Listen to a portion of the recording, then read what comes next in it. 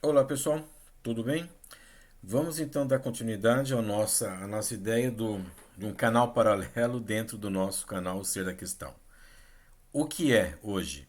Será sobre ninfomania. Então, o que é ninfomania? A palavra ninfomania ela está em desuso hoje. Hoje já não mais se caracteriza, qualifica mais o termo ninfomania como antes. Esse termo, inclusive, ele era de exclusividade quando queríamos nos referir ao comportamento sexual de mulheres. Quando esse comportamento era focado, era para representar ou para indicar o comportamento sexual de homens, era chamado de satiríase.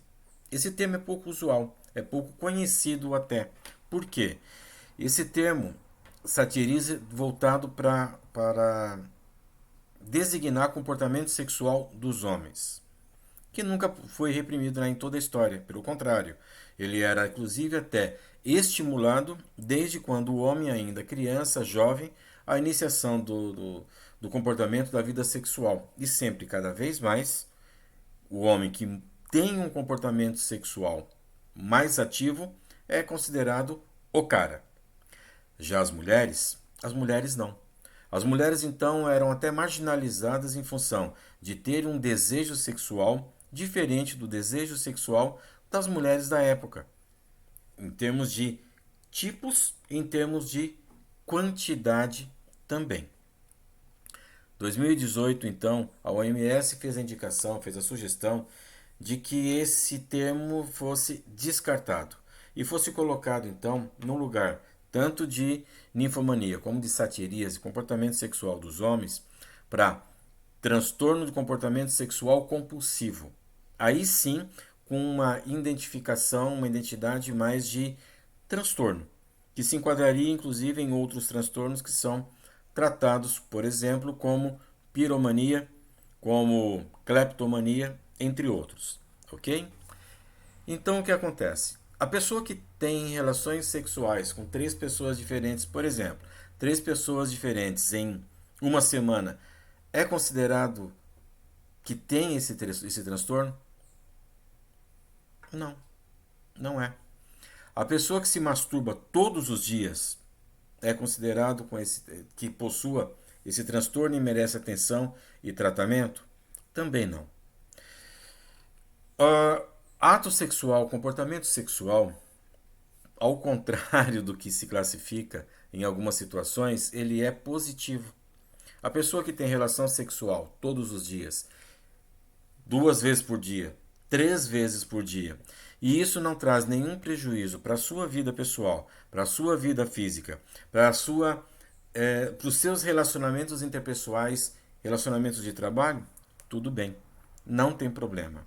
A nossa preocupação vai começar a surgir, vai surgir, na verdade, quando esse comportamento sexual ele pode de alguma maneira, após ter ocorrido, após a ocorrência, trazer a pessoa que cometeu algum prejuízo.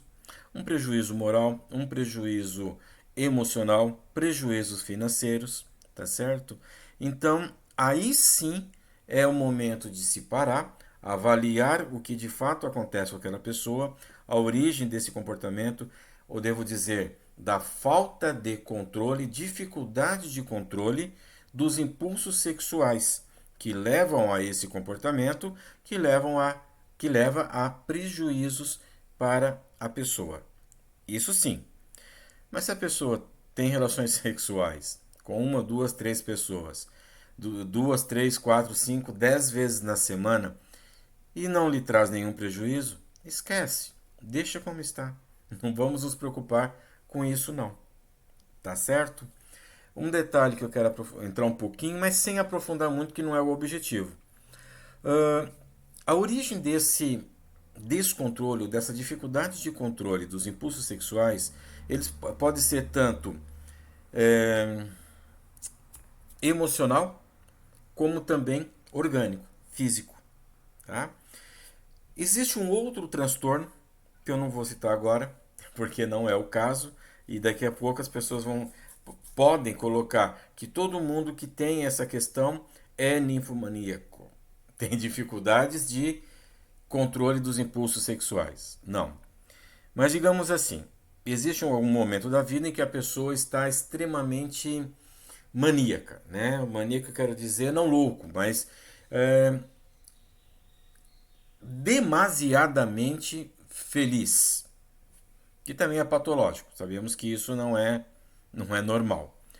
Onde tudo é possível, tudo é permitido, onde para ela pode fazer tudo, não existe certo, não existe errado. Existe apenas a possibilidade de satisfazer os seus desejos, as suas vontades.